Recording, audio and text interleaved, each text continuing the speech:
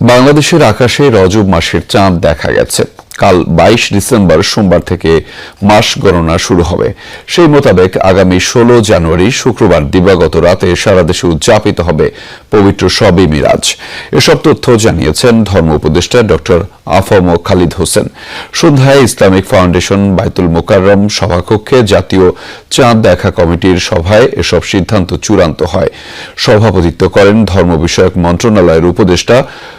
1447 হিজরি সনের রজব মাসের চাঁদ দেখা সম্পর্কে সকল জেলা প্রশাসন, ইসলামিক ফাউন্ডেশনের প্রধান কার্যালয়, বিভাগীয় ও জেলা কার্যালয় সমূহ, বাংলাদেশ আবহাওয়া অধিদপ্তর এবং মহাকাশ গবেষণা ও দূর অনুধাবন প্রতিষ্ঠা স্পারসোর তথ্য পর্যালোচনা করে সিদ্ধান্ত গ্রহণ করে জাতীয় চাঁদ দেখা কমিটি।